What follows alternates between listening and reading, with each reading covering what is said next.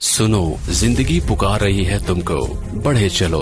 दी standard college, रोशन, पुरअज़्म और सेहतमंद मुस्तकबिल का अमीन। जिंदगी को बावकार तरीके से रवादावा रखने और नौजवानों के महफूज मुस्तकबिल के लिए स्टैंडर्ड कॉलेज ने ऑनलाइन क्लासेस का आगाज किया है, ताकि हमारे बच्चे तालीम की शाहराह पर गामजन रहें। गैर यकीनी हालात में यकीनी मुस्तकबिल। दी स्टैंडर्ड कॉलेज के साथ admission open. FSC, ICS, ICOM, FA, BS Zoology, Chemistry, Physics, Math, CS, IT, Economics, English, Psychology, BBA, BA, BSc, BCom। आए पाकिस्तान को आगे बढ़ाएं, मुहतात होकर और एतमाद के साथ। The standard college, girls campuses, Paris road, Hajipura road, Saidpur road Khichian, boys campus, circular road. मिनश्शैतानिर्रजीम, बिस्मिल्लाहिर्रहमानिर्रहीम। अस्सलाम वालेकुम FA1, हाउ आर यू बेटा। जैसा कि आपको पता है कि फिर से पता नहीं आपकी दुआएं हैं कि बद दुआएं कि लॉकडाउन दोबारा से शुरू हो गया, और आप लोगों का, जैसा कि मेरा बेटा आपको पता है, इस्लामियत इलेक्टिव का सारा सिलेबस 100% कवर है, मतलब 98% कवर आप कह सकते हैं, और 2% रिमेन था। तो मेरा बेटा, आप लोगों को मैंने मोस्ट इम्पोर्टेंट बात बतानी थी, बल्कि लाइव सेशन में जब भी क्लास होगी तब भी मैं बताऊंगी, और ये रिकॉर्डिंग आपने मस्त लेनी है कि 7 टेस्ट मैंने आप लोगों को 8 टेस्ट का स्केड्यूल मैंने आप लोगों को जो है वो बना के दिया है, ठीक है। और इसमें टेस्ट नंबर जो 8 है, ये आप लोग देख रहे होंगे। टेस्ट नंबर 8 में ये देखें, टेस्ट नंबर 8, इसके अंदर कौन कौन से टॉपिक से खुलफा राशिदीन के दौर में इस्लाम की तरक्की, ठीक है। अब मैंने आपको उसमें टॉपिक्स लिखवाए हुए थे, हजरत उमर का निज़ाम हुकूमत, अबू बकर सिद्दीक के कारहाय नुमाया, उस्मान गनी के अहद खिलाफत के जो कारनामे हैं। तो मेरा बेटा, आपकी बुक के लास्ट वाले पेज पे, पेज नंबर 542 से 545, यहाँ पे मेंशन कर दूंगी कि पेज नंबर 542 से 545 आपका ये टॉपिक है मेरा बेटा, खुलफा राशिदीन की इम्तियाजी हुसूसियात। और वो जो 3 टॉपिक्स आप लोगों को मैंने लिखवाए थे टेस्ट 8 में, हजरत उमर का निज़ाम हुकूमत, अबू बकर सिद्दीक की कारहाय नुमाया या उस्मान गनी के अहद खिलाफत, उसको क्रॉस लगा दें। ये तीनों टॉपिक आपने नहीं करने, ये तीनों टॉपिक आपने नहीं करने मेरा बेटा, ठीक है। इसलिए आप लोगों का जो टॉपिक है वो है खुलफाए राशिदीन की इम्तियाजी हुसूसियात, यानी वो तमाम चीजें जो कि मैंने आपको इंडिविजुअली करानी थी, अलग अलग करानी थी, उन सबको कंबाइन करके खिलाफत राशिदा की इम्तियाजी हुसूसियात के नाम से यहाँ पे आपका क्वेश्चन मेरा बेटा दिया हुआ है, और वो क्वेश्चन आपने करना है। तो वो आपका आज का टॉपिक भी खिलाफत राशिदा की इम्तियाजी हुसूसियात। मेरा बेटा, खिलाफत राशिदा कहते किसको हैं, ठीक है।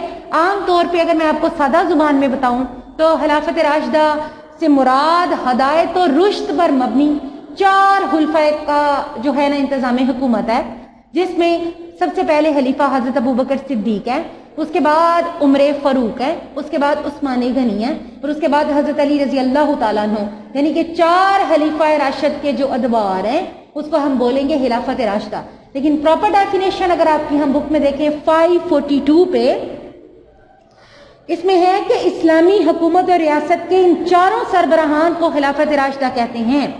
खिलाफत राशिदा से मुराद क्या है, यानी कि नबी करीम सल्लल्लाहु अलैहि वसल्लम की जानशीनी में कायम होने वाली रास्तबाज और हदायत याफ्ता हुकूमत। ये 30 साल का अहद हुकूमत मेरा बेटा, इन सब का टाइम ड्यूरेशन हुकूमत का अगर हम काउंट करें तो वो 30 साल का टाइम ड्यूरेशन जो है वो बनता है। और मुसलमानों की तरक्की का अगर हम सबसे सुनहरा दौर हम कहें इस्लाम की तरक्की का, तो वह खुलफा राशिदीन का दौर है, और इनकी जो हुक्मरानी है वो मिसाली हुक्मरानी है।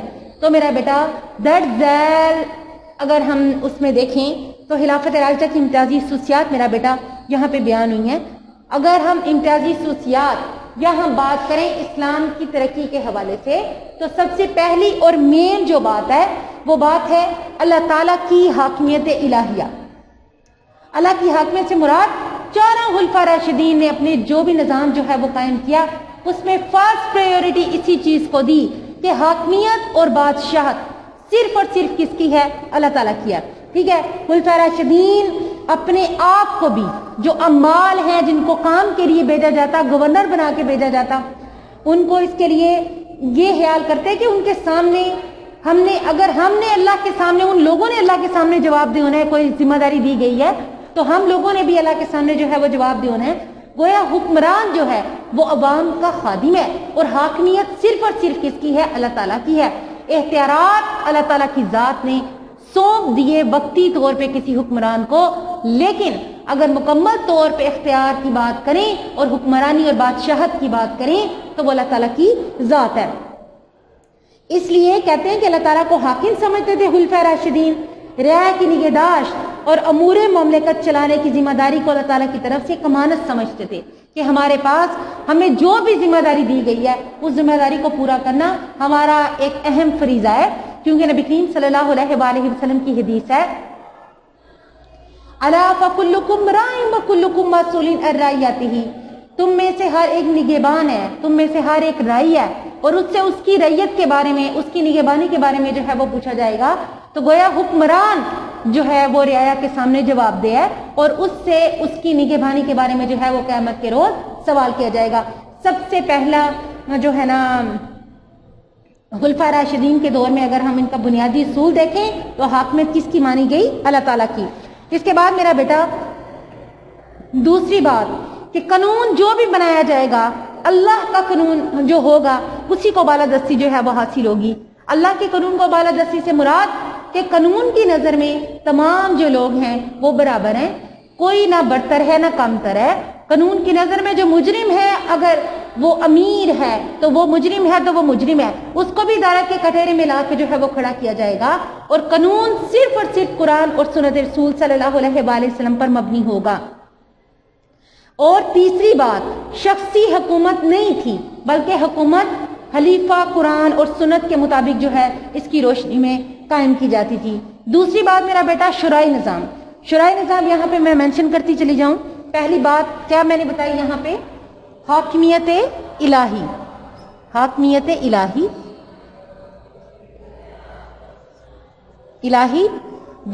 فرسٹ پہ، اور سیکنڈ بات ہے شرعی نظام.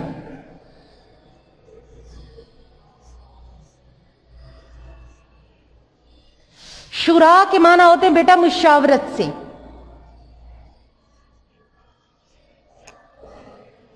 یعنی خلفائے راشدین جو بھی کام کرتے وہ عوام سے، کبار صحابہ سے، چاہے ہم بات کریں ابو بکر صدیق کی، عمر فاروق کی، عثمان غنی کی یا حضرت علی رضی اللہ تعالیٰ عنہ کی، جو بھی خلفائے راشدین کام کرتے آپس میں مشاورت کے بعد اس کے اوپر جو ہے وہ عمل پیرا ہوتے.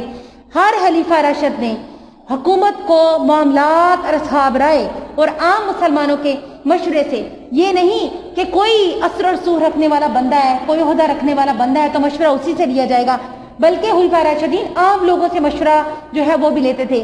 تو میرا بیٹا اس کی دلیل اگر قرآن پاک میں ہم دیکھتے ہیں تو اللہ پاک بیٹا قرآن پاک میں ارشاد فرماتا ہے وَشَاوِرْهُمْ فِي الْأَمْرِ فَإِذَا عَزَمْتَ فَتَوَكَّلْ عَلَى اللَّهِ، اور باہمی معاملات میں ایک دوسرے کے ساتھ مشاورت کرو. فَإِذَا عَزَمْتَ فَتَوَكَّلْ عَلَى اللَّهِ، جب تم پختہ ارادہ کر لو تو پھر اللہ تعالیٰ پر توکل کرو. إِنَّ اللَّهَ يُحِبُّ الْمُتَوَكِّلِينَ، بے شک اللہ تعالیٰ بھروسہ کرنے والوں کے ساتھ ہے. بیٹا جس کی اگر آپ اگزامپل دیکھو، عہد نبی کی بات کر لو تو اس میں بھی غزوہ بدر کی، غزوہ خندق کی اگر میں بات کروں تو نبی کریم صلی اللہ علیہ وآلہ وسلم نے حضرت سلیمان فارسی کے ساتھ جب صحابہ کرام سے مشورہ کر رہے تھے تو انہی کی مشاورت سے جو خندق جو ہے وہ کھودی گئی تھی. لیکن اگر آپ بات کرتے ہو ابو بکر صدیق کے دور کی اگزامپل کے حوالے سے تو حضرت ابو بکر صدیق نے فتنہ ارتداد کے حوالے سے یا لشکر اسامہ کی روانگی کے حوالے سے اگر ہم بات کریں تو حضرت ابو بکر صدیق نے لوگوں سے مشورہ کیا اور لوگوں نے کہا کہ نبی کریم صلی اللہ علیہ وآلہ وسلم اسامہ بن زید کا لشکر روانہ نہیں کر پائے تو گویا آپ بھی یہ کام نہ کریں. لیکن صحابہ کرام میں سے کچھ صحابہ کرام نے یہ مشورہ دیا کہ جس کام کو نبی کریم صلی اللہ علیہ وسلم ادھورا چھوڑ گئے ہیں اس کو پورا کرنا ہمارا فرض ہے. تو گویا اس مشورے پہ عمل کر کے حضرت ابو بکر صدیق نے جو ہے لشکر اسامہ کی روانگی جو ہے اس کو یقینی بنایا. حضرت عمر فاروق کیا کہتے ہیں؟ لا خلافت الا اشورا، یعنی مشورے کے بغیر کوئی بھی خلیفہ اپنی خلافت کو نہیں چلا سکتا. تیسری بات ہے عدل و مساوات. खुलफाए राशिदीन के दौर में अदल और मसावात का निज़ाम बहुत मजबूती से मेरा बेटा कायम था।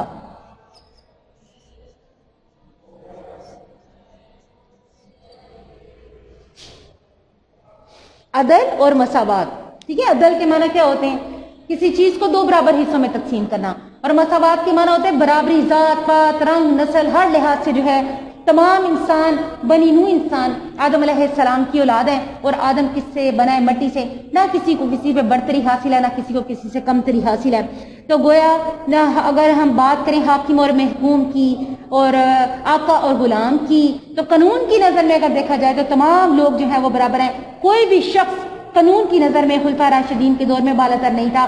खलीफा भी अगर मुकदमे का फरीक होता तो वो अदालत में आता, उसे कटहरे में खड़ा किया जाता, उसे सवालात किए जाते और उसके जवाबात तलब किए जाते, ठीक है। और अगर वो सजावार है, अगर उसने जुर्म किया है तो उसको सजा जो है वो दी जाती। अगर 4th पॉइंट पे है बैतुल माल, बैत बोलते हैं घर को और माल बोलते हैं रुपया पैसा, बैतुल माल। खुलफा राशिदीन के दौर में बेटा इस्लाम की तरक्की में से अगर देखा जाए तो एक ये भी अहम तरक्की हुई कि सरकारी ज़राया आमदन से जहां 6 रुपये पैसे आते, जो टैक्सेस थे, ज़कात की अगर हम मुसारिफीन की हम बात करते हैं, अगर ज़कात की हम बात करें तो जिन जिन जगहों से आमिलीन ज़कात रकम ज़कात की लेकर आते तो उसको सरकारी खजाना जहां पे जमा किया जाता उसको बैतुल माल बोलते हैं। लोगों पर तकसीम करने के बाद इसमें जो माल बचता इसे बैतुल माल में रख दिया जाता। यानी कि लोगों से अगर हम ज़कात की बात करें लेने के बाद, मिसाल के तौर पे उस रकम को फुकरा, मसाकीन, आमिलीन, मुअल्लिफतुल कुलूब, गारिमीन और इब्न सलीब पे खर्च करने के बाद जो बाकी बच जाता उसको बैतुल माल में जमा किया जाता। ये तमाम लोगों की इज्तिमाई मामलात को ऐसे तरीके से चलाने के लिए यहाँ पर पैसा रखा जाता।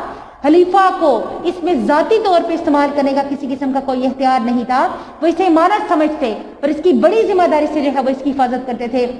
लेकिन मुझे दौर के हुक्मरानों की मेरा बेटा अगर बात करें तो बैतुल माल का जो रुपया पैसा है वो उसको अपना जाती जो है वो इस्तेमाल की चीज उसको समझते हैं।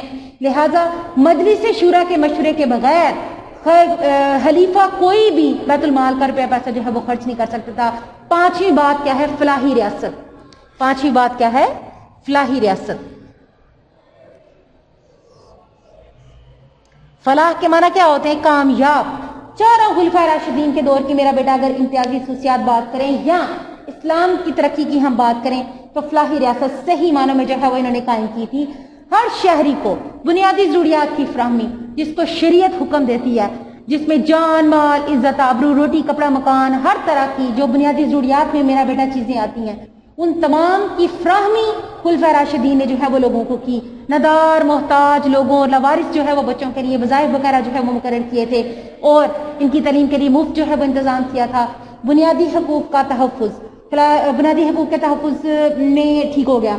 खुलफा का ज़ाती किरदार, मिसाली किरदार,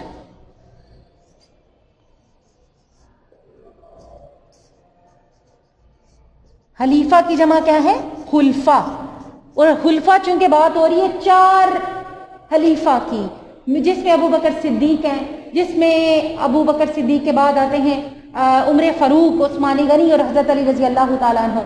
बिना बेटा कहते हैं कि इन सब ने इनका ज़ाती किरदार जो है वो इतना मिसाली था कि अगर हम बेटा मौजूदा दौर में भी हम बात करते हैं ना तो हजरत उमर फारूक की अगर हम बात करें तो उमर फारूक का जो इंतजाम हुकूमत है उसको हम मिसाली निज़ाम हुकूमत जो है वो मानते हैं।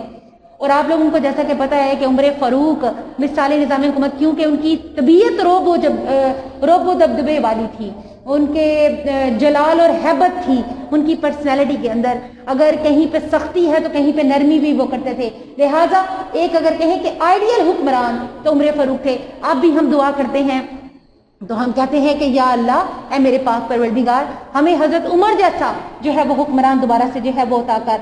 लिहाजा चारों खुलफाए राशिदीन की अगर हम बात करें, ये बात तो मैंने उमर फारूक की ना, तो चारों खुलफाए राशिदीन की अगर हम बात करते हैं तो बुलंद अहलाक से रास्ता थे, तक़मुत्तकी थे, परहेजगार थे, ईमानदार थे, खलूस पुरखलूस थे, तासुबात से बालातर थे, अपनी क्वालिटीज को काबिलियतों को देख के किसी पे अपने आप की बढ़तरी जो है वो इसको नहीं जतलाते थे।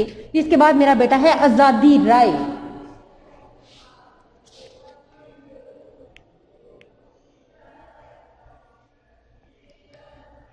बुनियादी हकूक़ का तहफ़्फ़ुज़ लिखना भूल गई।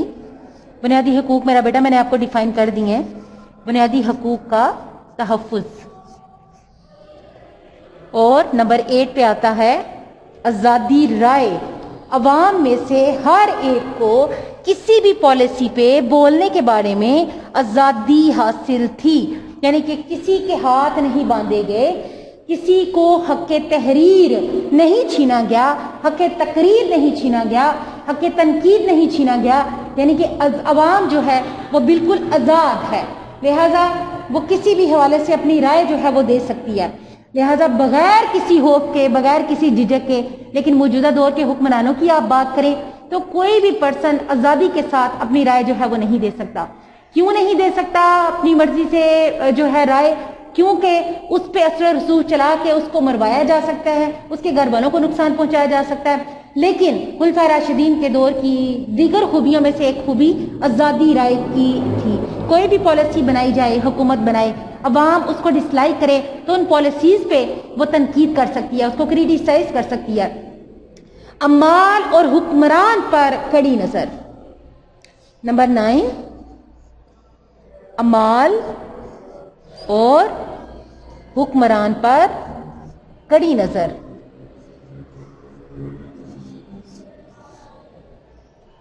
यानी कि अगर बात करें उमर फारूक की तो हजरत उमर फारूक बजाते खुद खादिम थे, यानी कि अवाम से कहते, अवाम से रातों को उठ उठ के गश्त करते, कोई भूखा प्यासा तो नहीं रह गया। फरमाते हैं कि दरिया फरात के किनारे अगर कुत्ते का बच्चा भी मर जाए तो उसका जिम्मेदार जो है या उसका जो क्या कहते हैं कि हमियाजा मुझे भुगतना पड़ेगा, ठीक है, और अल्लाह ताला की जात मुझे इसका गुनाह देगी। लिहाजा हजरत अबू उमर फारूक की मेरा बेटा अगर बात करते हैं तो उमर फारूक जो है इनकी तबीयत, इनकी अगर हम पर्सनैलिटी की हम बात करें तो रोबो दबदबे वाली जरूर थी, लेकिन बुनियादी हकूक की बात करें और अल्लाह और उसके रसूल ने जो हकूक इंसानों को दिए हैं उनके बारे में बात करें तो बहुत नरम दिल जो है वो इंसान थे और बहुत ज्यादा जो है वो खौफ और डर महसूस करते थे कि मेरी वजह से अगर अल्लाह ताला का कोई पैदा करदा महलूक पर किसी किस्म की कोई आंच आ गई, किसी किस्म के किसी नफ्स में, मुश्किल में, परेशानी में मुब्तला हो गए, ज़ियत में मुब्तला हो गए, कोई भूखा मर गया तो मेरे ऊपर जो है वो इसका नाम आएगा। लिहाजा ये बात हो गई उमर फारूक की। लेकिन कहते हैं इन्होंने अपने अंडर जो सरकारी अफसरान जो बनाए हुए थे, जो अम्मार थे, जो हुकाम थे, इनको जिस जिस ओहदे पे जो है नस्ब किया गया, जो जो ओहदे इनको तकर्री जो है वो की गई, इन ओहदों पे तकर्री जो है वो करने के बाद हजरत उमर फारूक रजी अल्लाह ताला अन्हु इनके बारे में हज के मौके पे जो है इस पे कड़ी नजर रखते, बल्कि कुछ लोगों को इसके लिए मुकर्रर फरमाते कि अगर लोगों तुम में से किसी पे मेरे मुकर्रर करदा अमाल या हुकाम पे किसी किस्म का कोई ऑब्जेक्शन है या कोई शिकायत है तो वो बिला झिझक जो है वो मेरे तक लेकर आए। तो यहाँ मेरा बेटा बताया हुआ है कि किसी सरकारी गवर्नर या अफसर की मजाल नहीं थी कि वो शिकायत करने वालों के खिलाफ कोई स्टेप उठा सके। तो ये खुलफा राशिदीन का बड़ा एक स्ट्रॉन्ग जो है वो किरदार रहा। अब बात करते हैं रिफाए आमा के काम की। अगर रिफाए आमा के काम की तरक्की की बात करें तो उमर फारूक का दौर इस सिलसिले में बहुत अहम जो है वो किरदार अदा करता है। इसमें नंबर 10 पे दिखते हैं रिफाए आमा। रिफाए आमा के काम, रिफाए आमा के काम मेरा बेटा आपने हिदमत खल्क में भी पढ़े हैं कि जैसे सड़कें बनाई जाएं, पुल तमीर किए जाएं, मस्जिदें तमीर कराई जाएं, सराय वगैरह की तमीर जो है वो की जाए, नहरें जो है खुदवाई गई, बच्चों की तालीम के बारे में जो है मुअल्लम मुकर्रर किए गए, तनख्वाहें मुकर्रर की गई जो बैतुल माल से अदा की जाती थी। इसके बाद नंबर 11 पे आता है मेरा बेटा दीनी खिदमत। दीनी खिदमत, दीनी खिदमत के हवाले से अगर आप देखते हैं तो सबसे पहली बात जमा तदवीन कुरान जो कि हजरत अबू बकर सिद्दीक रजी अल्लाह तआला अन्हु के दौर में शुरू हुआ था। कुरान मजीद की तालीम के कहवाते हैं, बयान फरमाते हैं कि खुलफा राशिदीन के दौर में अजीम तरीन दीनी खिदमत जो अंजाम दी गई थी वो कुरान हकीम की जमा तदवीन का जो है वो काम है।